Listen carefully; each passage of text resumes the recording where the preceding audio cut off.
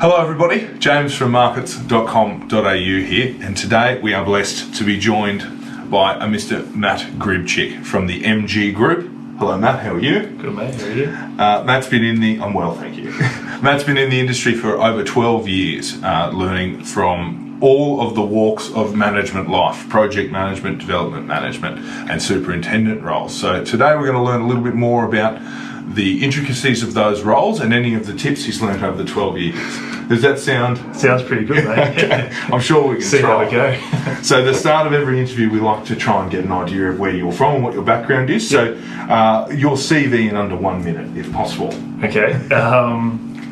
Well, I've been doing what I've been doing since 18 years old. I was lucky enough to have a couple of good mentors as project management mentors, and I've actually been lucky enough to work with some really good developers, so really seasoned business guys.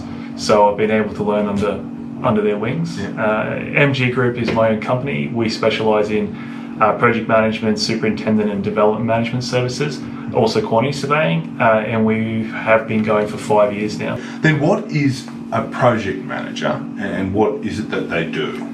So I think project management has a very broad term in the industry. The way I view it with what we do specific to commercial developments is a project manager, I suppose, manages the role throughout construction, from the start of construction through the end of construction, and anything related to construction. So whether it's design, approvals, and basically the construction process.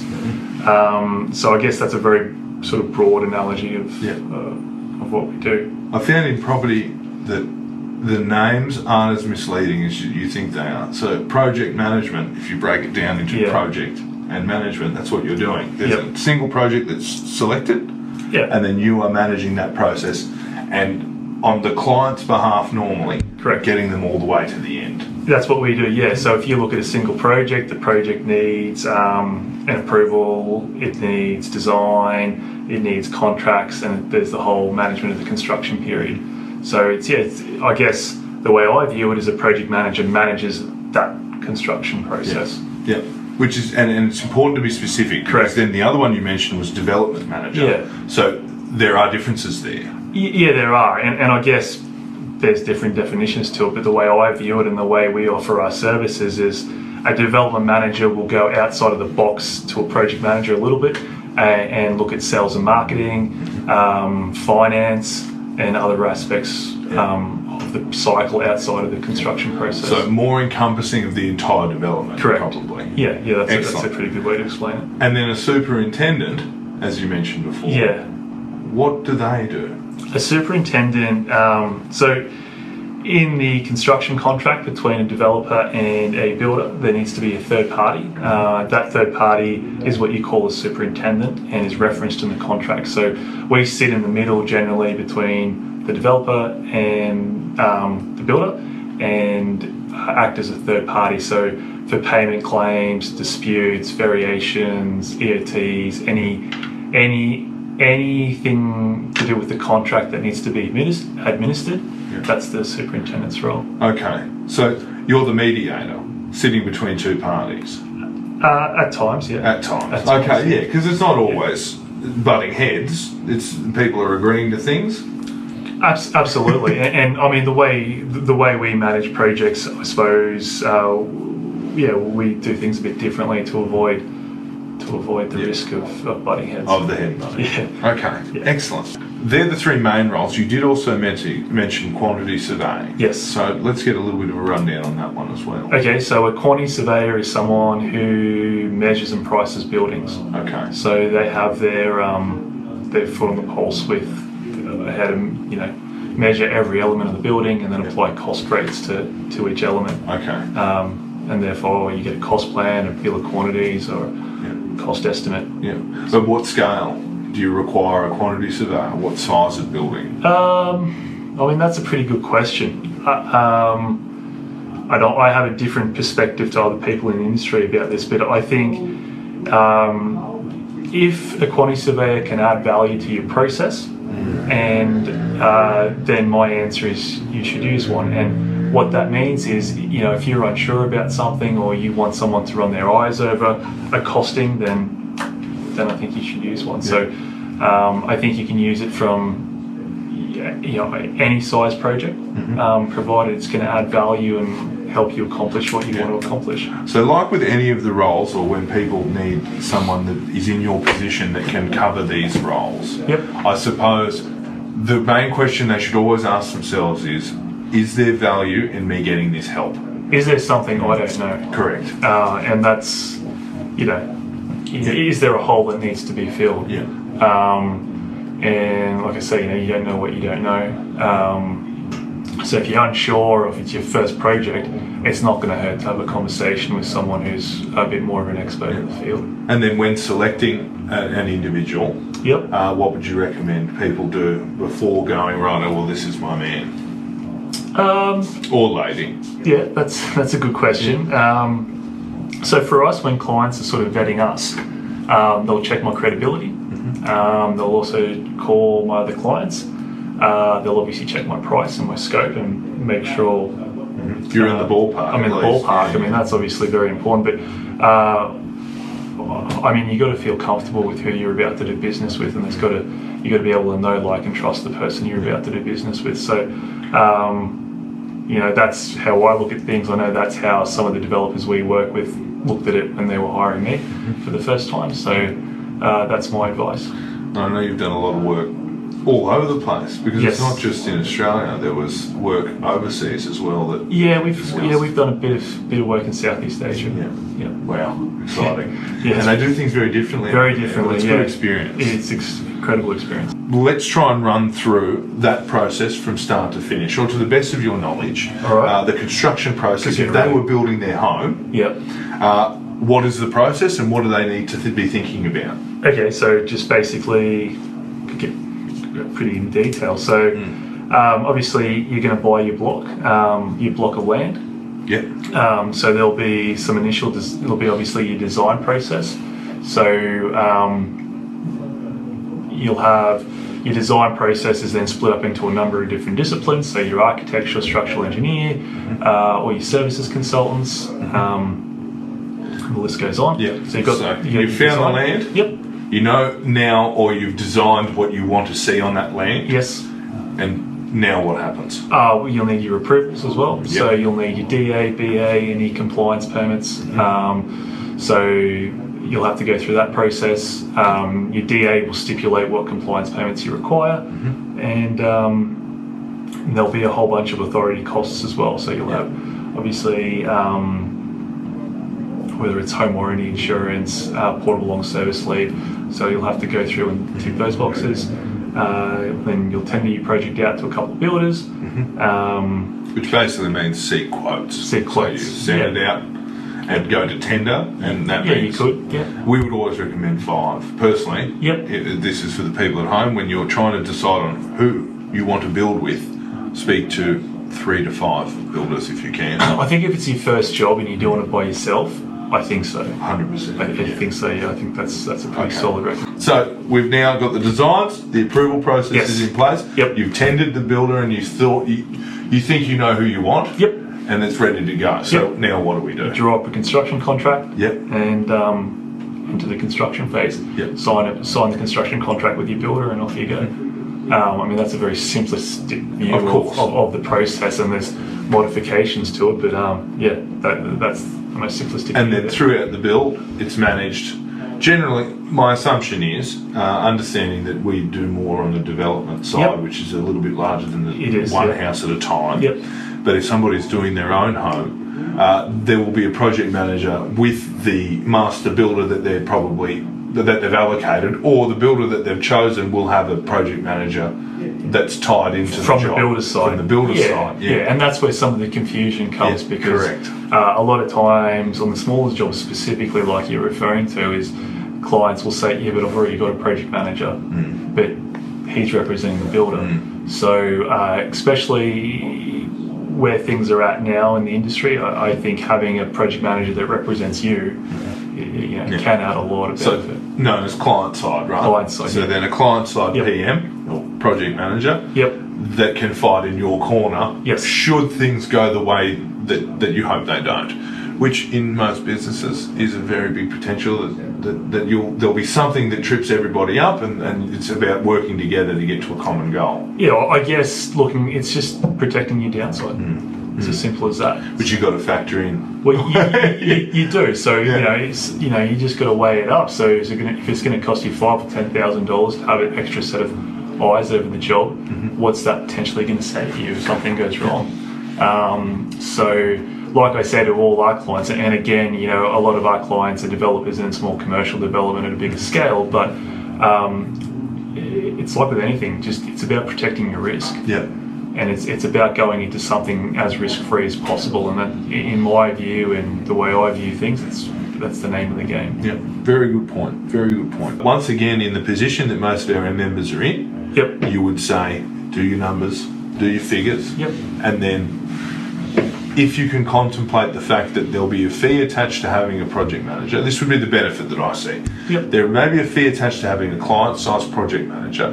However, you then weigh it up to the fact that he will find something, or he will likely catch something that you will not see, that will save you more than his fee in the long run, right?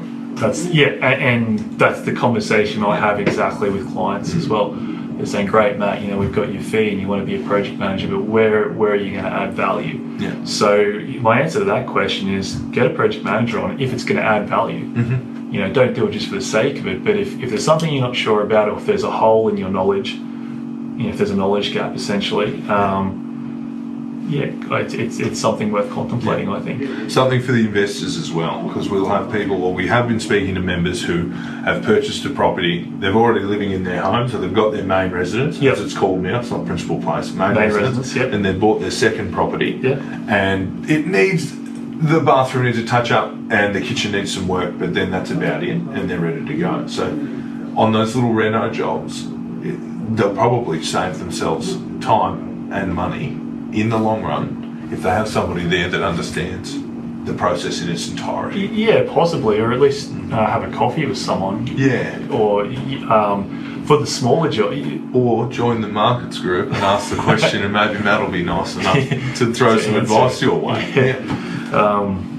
Exactly. I mean, for those smaller jobs, why not just sit down and have a coffee or ask some questions? I mean, what you're doing is creating a really good platform for people to get some pretty good advice for no cost. So, there are platforms out there, and also, another option in that particular instance where you are renovating a bathroom or you're doing minor works, if you've seen an architect or you've involved other consultants, why not ask them? Because they do it every day. They do it every day. So you want to be speaking to people at the coalface. I agree with that, Excellent. Starting your property journey. I know that you've started your property journey, Matt. Yes. Because we were lucky enough to have your brother Adam. If anyone recognises the last name, then you'll see that we had Adam, the head of commercial sales at Ray White Broadbeach, in at the very start of our process. And he let me in on some secrets. I know that you've started your property journey, of course, working in it and owning your own property.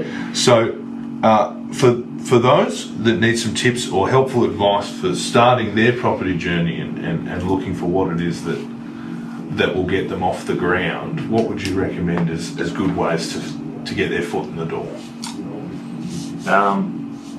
I take a very holistic approach to it. Okay, so I say, this I like. I say work backwards. So with the concept of patience in mind, just forecast 5, 10, 15, 20 years out and work backwards. So beautiful. Do your homework and do your planning. Okay, tell me more. Well, I think I don't know. My view is run your numbers, but work backwards. So don't look at starting your property journey with the concept of 5 years in mind, because the reality is, where you are in your career or your job is going to be different. In 5 years or 10 years.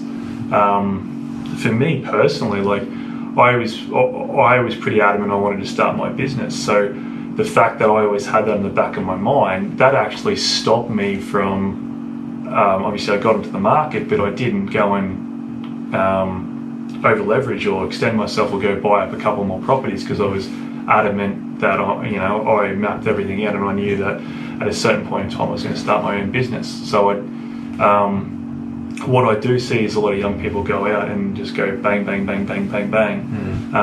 And I mean, if that suits your overall plan, then great. But I would say, have that plan and forecast it out to that timeline. Because if you want to, if you're starting your property journey, it's more likely that you're looking for a capital gain than an income from that property.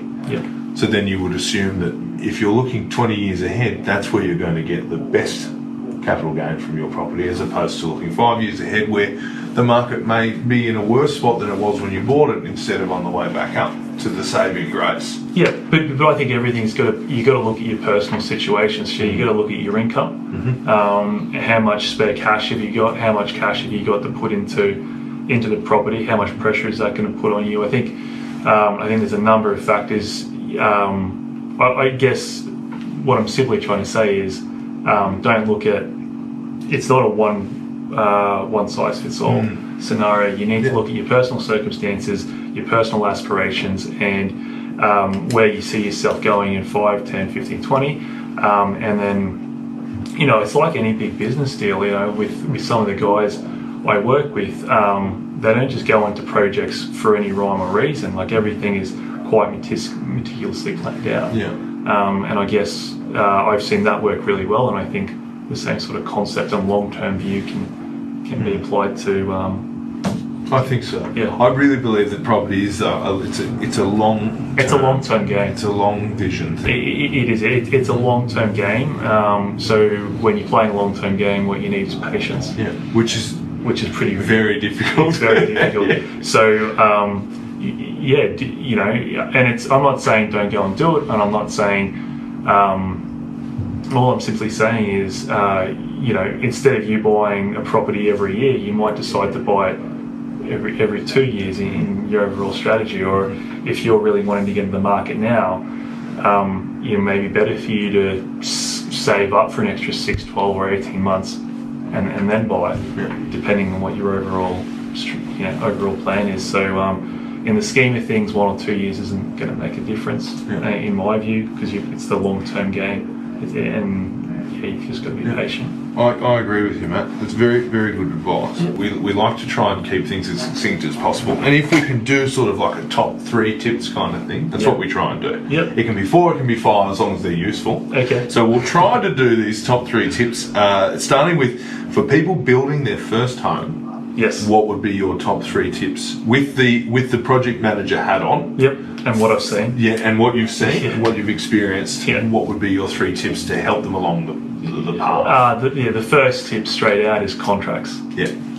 Beautiful. It's a good one. Get your construction contract right. I think any job where I've ended up involved in, any job that's gone really wrong. Where it's just been a really bad experience for all parties, and it's got legal and everything like that, it's been because the contract's been wrong. So, stay away, if you're a first home buyer, stay away from a cost plus contract. What is a cost plus? There's no, you got a fixed lump sum contract where you agree to a fixed price, and a cost plus is sort of like a do and charge type of contract. Very good advice. If you can, stay away from it. Well, just stay away. Full stop. Just full stop. From what I've seen, and there's a lot of different types of contracts. Again, I'm very biased in my view because I've seen a lot, and I always see things when they go really wrong. That's why you're here, because you've seen it before. So try stick with the Australian standard suite of contracts. And they'll be supplied by any builder or any solicitor would be able to assist you in that process. And good. That's a good point as well. Like if you are going into your first home, just get your solicitor for $500, $1,000 or whatever it costs. Just get a solicitor to review the contract. Or it's worth it in the long run. Absolutely, 100%. That's my biggest tip. If you can kind of apply that, it's going to save. It is going to save some of your viewers a lot of money. Then I guess my second tip was try and individualise your house. Okay. try and individualize your house. So what I see a lot is, you know, a house is really fixed in terms of, you know, there's your bedroom, bathroom. It's a fixed layout, and if you go into a master subdivision, you know, the level of finish and everything's kind of standard. Yeah. So if you are going to your first house, what I've seen is that if you can individualize it, your house is actually going to stand out, and you might get some intrinsic value there. Yeah. The only thing that would block that would be the covenants, but inside the house, inside the house. Yeah, I agree. If you can make it unique to you. Yep. Don't be afraid, I think, as well, to then ask those questions of the builder. Yep. If they say, no, that's how we do it, then you can say, well, let's try and discuss ways that we can do it a bit differently, because this is what I want, and don't be afraid to have that conversation. No, and I mean, it is your house, you're spending a lot of money, you are the customer, and I do think that gets lost sometimes. Yeah, it can. It does get lost. I mean, look, we're trying to apply the same principle at the moment to a couple of residential buildings that we're doing inside the units. So, you know, we're looking at things that are slightly different. Off the wall, or not what they'll find around them. Yeah, and you'd be surprised once you do your research, just, you know, it's still how affordable. possible things are. Yeah, exactly. So that would be a tip as well. Excellent. That's a good tip. Yeah. And what is there a third one snuck in there? There is, yeah. So I learned as a young age, like one of my mentors always said, you know, the art of mastering a successful project or a development is to spend the money where it counts. So, you know, a prime example of that is you know, instead of spending $100 a square metre on carpet or tiles or whatever, just spend the money where it counts. So you might just spend the money on a really good bench top in the kitchen, or a really nice light fitting or fixture, or a nice feature wall. So you're not spending money to upgrade the entire house, but you're spending it in key areas or on key items when you're building your house. It's a very good point. So I mean, so that's and that's the logic we apply in the commercial projects, right? So you know, we keep a standard,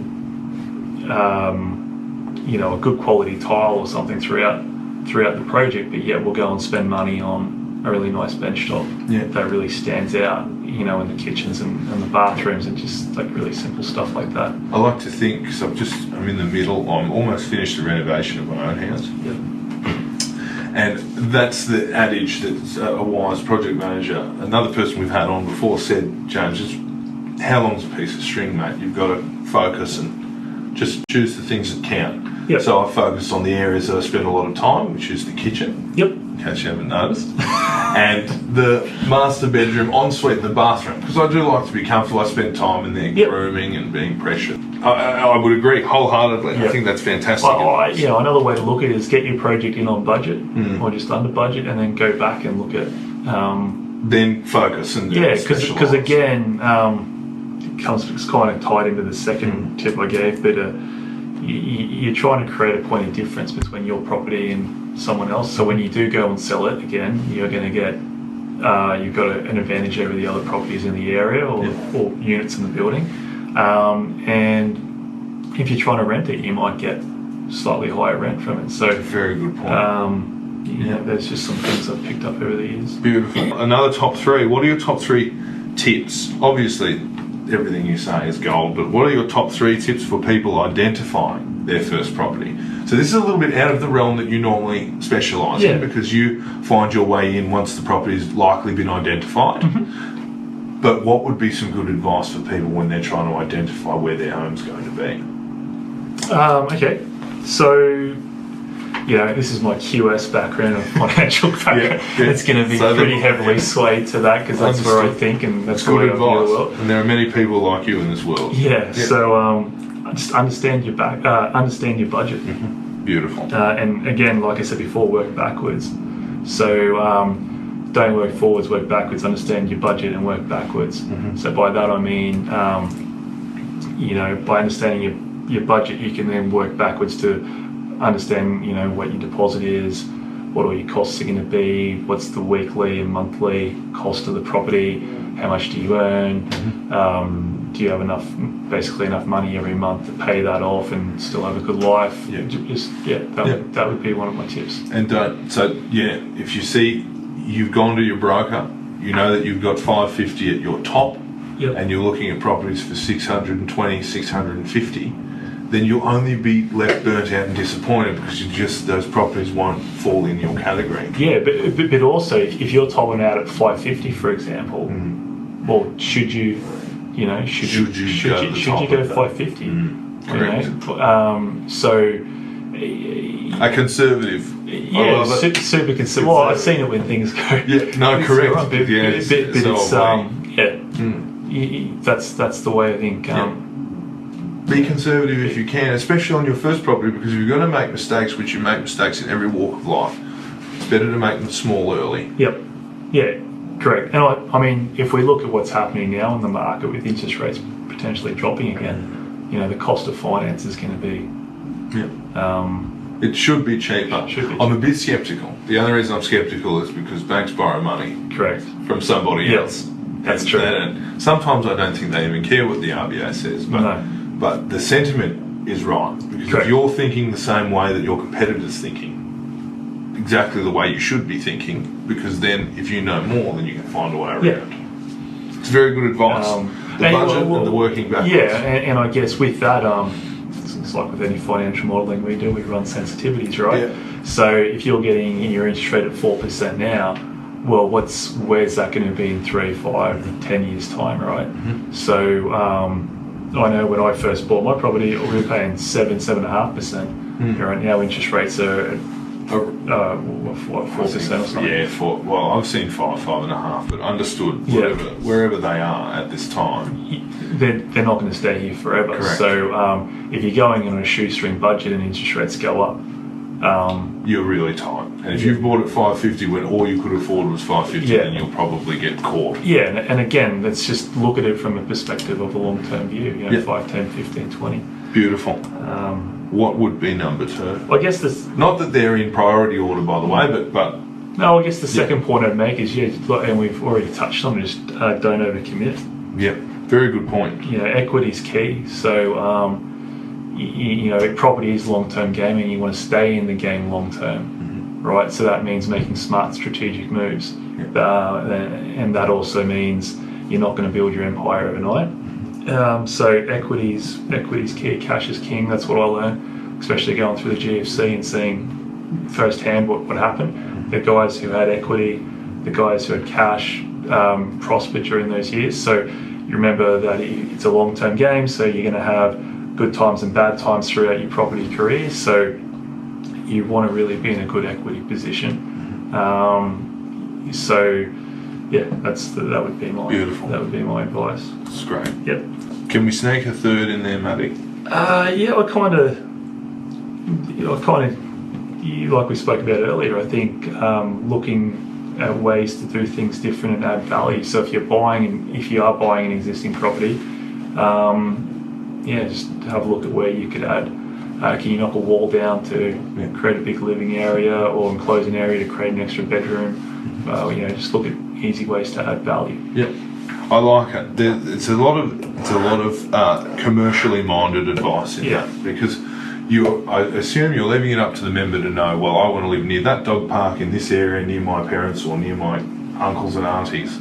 So the area, the location, they've got covered, but some of these things they may not be thinking about. So very, very good advice. Yeah, and look, if you've got an area in mind, it doesn't. If you've got an ideal location, just remember, you can build up to that location. Yeah. So you can buy a property not in that location with the intention of getting to your ideal location. As a stepping stone. If it's going to make things easier and not put so much pressure on you. So, beautiful. That's very, very good advice. Top tips, so we haven't put a number on this one. But top tips, things that you wish you knew when starting out as a project manager, which I think can be helpful to people at home, because they're trying to think of ways that they can be different to the person around them and get the property that they want, or look at property in a different way. Yep. So what would be those things that you wish you knew when you started out? Oh, mate, the big one for me has been patience. Yeah, beautiful. Yeah, and I think that's lost too. you know, I've learned, well, I'm learning at the moment, but yeah, patience is key. And again, I'm lucky enough that I've learned some from really successful people. So I've been really lucky to work with some really successful property investors and developers. So I guess if I were to summarise their key attributes, is they're all patient, you know, and they all play that long-term game, like I've mentioned already. I hear you on that. Yeah, it's just key. It's So key, patient. you know. You making a really quick decision, or you making a spur-of-the-moment decision, has consequences and can bite you later on. So it's I can't tell you how many times patience has paid off for me. And I feel that in this game, opportunities are never lost forever. No, there's opportunities. There's so many Yeah. opportunities that you think, well, you'll never get this again. No, You will. you will, because what Something you're doing, else will come up that is Correct. almost the same opportunity. It's just wrapped in a different clothing. yeah, correct. And if by you saying no to this opportunity, you're actually creating space for that other opportunity. So It's a fantastic way to look at it. Very balanced way to look at it. Yeah, and yeah, I mean, like you say, the property is a game to some, and it's a long-term game. Yeah, so just patience is a big one. Yeah, beautiful. The other, like immersing yourself in the knowledge, right? So that's read books, get other people's point of views, understand where not you have to agree with them all the time, but just immerse yourself in the knowledge, and then find what resonates with you after you've immersed. I think rather than going out thinking you know what you're doing, like I'm always will have 5 or 6. I'll be working closely with 5 or 6 different clients at any one time. They've all got their different views on the way things are. So I always listen to them and try and understand where they're coming from and just immerse myself in their knowledge, because then you can find what resonates with you and then apply that, and you'll find you'll be more passionate when you do it that way. Because you're picking up, as an analogy, you're trying to pick up all these jigsaw pieces and then put it all together in your own mind. Yeah, but what works for you and works for me is 2 different things. Correct. Right? Your circumstances are different. Your long-term goals are different. To me. So what resonates with me may not resonate with you. Correct. And there might be a good reason for that. So it's not a one size. But to understand your reasons as to why you're thinking the way you're thinking may help me think in a way that improves my thinking 100%, and vice versa. 100%, mate. Yeah. 100%. So listening, Yeah. very, very important. 100%. Taking those pieces of knowledge on board and not being too proud to sort of walk in a room and know that you're not the guy that knows everything, or not the person that knows everything. No, and that was a big one for me, because there's other people in the room feeling exactly the way you are. And when I got that, you walk into a room and people are talking and you go, hang on, I don't actually understand what's being discussed here. And then you kind of feel like, you're not. Yeah. I walk up behind them and start laughing and then nudge people and see if they'll let me talk to them. Yeah, but people are feeling exactly the same way you are in that meeting. So if you're in a meeting, and that's what I found in the industry, is that, it's okay not to know something and, Yeah, ask questions. ask questions, 100%. That is fantastic. Yeah. And how much we've learned so far. And we'll never know everything. You'll never know everything. No, It's one constant. but find a mentor as well. And just don't be afraid to ask the question. Yeah. One thing that's working for me is like I'll ask, if I'm not sure on something, I'll ask 3 different people their opinion on it. And I'll talk it out with them. Like if it's a really big decision, so if you are buying your first house and it's a big decision for you and you're putting a lot of money on the line, or it's a second investment property, whatever it is, ask 3 different people or find a mentor and talk it out with them. And what I find is there'll be certain things that come up in each conversation that'll be relatively the same. Yeah. And it'll String them together. And you string them together, and it generally leads you to a common answer. And that's something I've learned and works It's really very wise. Yeah. And all of this in only 12 years. A lot of mistakes. Good point. That's the best way to learn. Thank you, Matt. Thank you very, very much for your time. Mate. It's been an absolute pleasure talking to you. This has been some fantastic advice from Matt. Make sure you hop on the Markets group if you need to hear a bit more. Hopefully Matty will find his way on there and be able to contribute as well. But thank you so much for your time. If you want the full video, it'll be made available on the website or through other means. But thank you for your time, and we'll get back to you very soon talking to some more brilliant people, hopefully as good as this was. So thank you, Matty. Thanks, mate. I appreciate it. Thanks, bye. Beautiful.